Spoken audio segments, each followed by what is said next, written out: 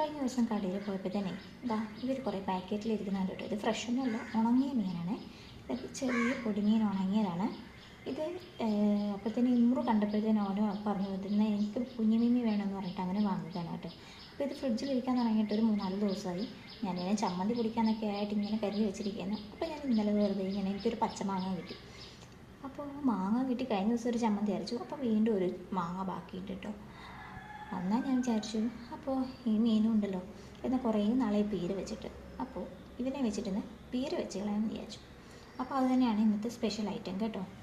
ഈ ഉണക്ക പൊടിമീനിനെ വെച്ചിട്ട് നമ്മളിന്നൊരു മീൻ വറ്റിച്ചത് ഉണ്ടാക്കാൻ പോവാണ്, പീര വറ്റിച്ചത്. അതിന് വേണ്ട ഇൻഗ്രീഡിയൻസ് എന്തൊക്കെയാണെന്ന് നോക്കാം. ആദ്യം ഇവനെ കുറച്ച് നേരം വെള്ളത്തിലിട്ട് കുതിരാൻ വെക്കുക. അപ്പോഴേക്കും ഇതിൻ്റെ എവിടേക്കിട്ട് ഉണക്കിയെടുത്താണ് നമുക്കറിയില്ലല്ലോ. അപ്പോൾ ഇതിന് പുറത്തുള്ള മണ്ണും അതുപോലുള്ള ബാക്കി കഴുകി കളയേണ്ട എല്ലാം വൃത്തിയായിട്ട് കഴുകുക, നല്ല നീറ്റാക്കി എടുത്തത്.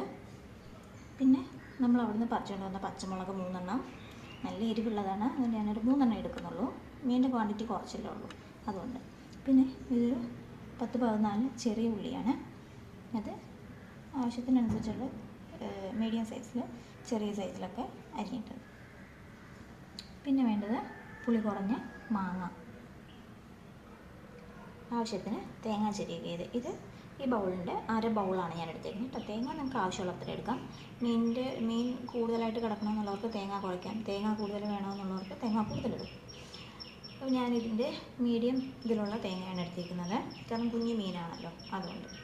പിന്നെ നമുക്ക് വേണ്ടത് ഇഞ്ചി, നല്ല ഫ്രഷ് ഇഞ്ചി, കറിവേപ്പില ഒരു 3 തണ്ട് എടുത്തിട്ടുണ്ട്.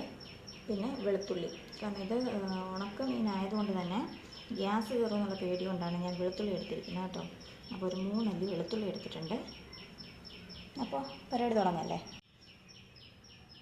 ഞാൻ ഇവിടെ ഒരു മണ്ണിൻ്റെ ചട്ടി കഴുകി വെച്ചിട്ടുണ്ട് മീനിൻ്റെ പീര ഉണ്ടാക്കാനായിട്ട്. അപ്പോൾ നമുക്ക് ഇതിൽ പരിപാടി തുടങ്ങാം.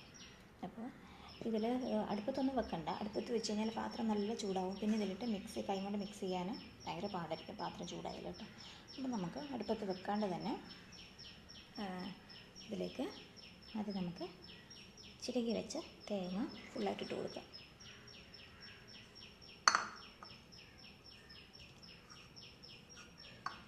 തേങ്ങ മുഴുവനായിട്ട് ഇട്ട് കൊടുത്തിട്ട് അതിൻ്റെ കൂടെ വെളുത്തുള്ളി, ഇഞ്ചി, കറിവേപ്പില ഇട്ട് കൊടുക്കാം.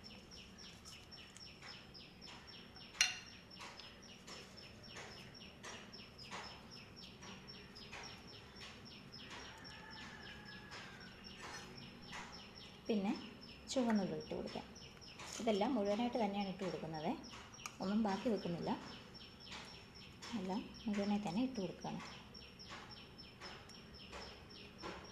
ശേഷം പച്ചമുളക് ഇട്ട് കൈ കൊണ്ട് ഞെവിടാൻ എരിയോ എന്നുള്ള പേടിയുള്ളവർക്ക് എല്ലാം കഴിഞ്ഞിട്ട് മേലിൽ കൂടി വെച്ച് കൊടുത്താൽ മതി. പക്ഷെ ഞാനിത് ചേർക്കുകയാണ്.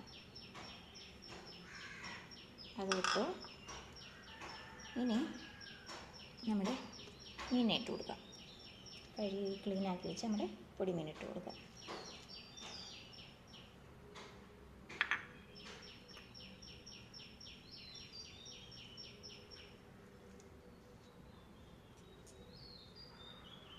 അതിനുശേഷം മഞ്ഞൾപ്പൊടി ഒരു 1/2 സ്പൂൺ ഇട്ട് കൊടുക്കാം.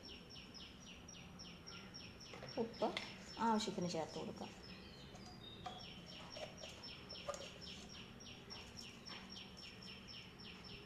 ഉപ്പുള്ള മീനാണല്ലോ ഓൾറെഡി, അതുകൊണ്ട് തന്നെ ആദ്യം തന്നെ കുറേ ഉപ്പ് വാരി ഇടുന്നില്ല, ആവശ്യത്തിനുള്ള ഉപ്പ്.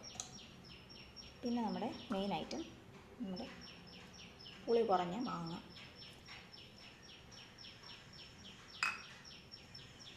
ഇതെല്ലാം കൂടി ചേർത്തിട്ട് നന്നായിട്ട് കൈ കൊണ്ട് തന്നെ ഒത്തിരി ഇട്ട് ഞെരടി പൊടിക്കരുത്, ജസ്റ്റ് ഒന്ന് കൈ കൊണ്ട് മിക്സ് ചെയ്ത് കൊടുക്കാം എല്ലാം നന്നായിട്ട്.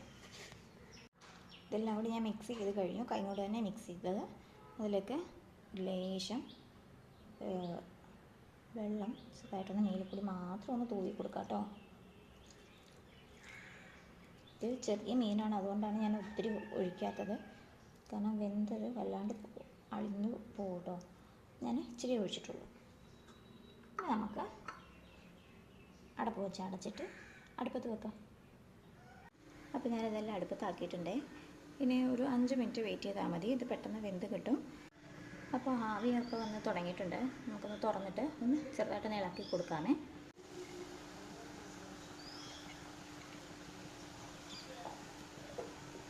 ഒന്ന് ചെറുതായിട്ടൊന്ന് ഇളക്കി കൊടുക്കാം.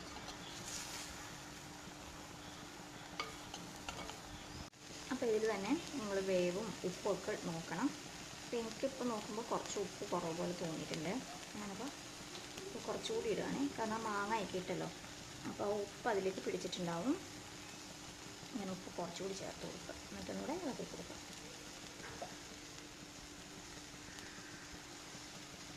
ഒന്നുകൂടെ ഇളക്കി കൊടുക്കുന്നുണ്ട്.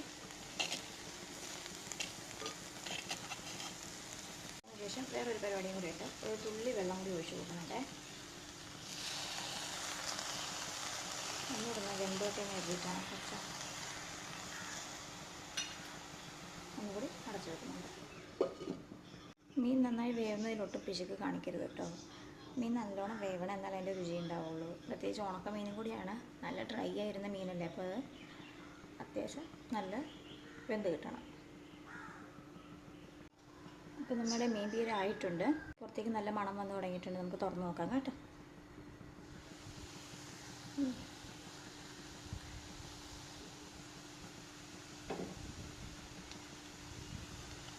ഇവിടെ ഇളക്കിയിട്ട് നല്ല വെന്ത് വന്നിട്ടുണ്ട്. മീനൊക്കെ നല്ല സോഫ്റ്റ് ആയിട്ടുണ്ട്.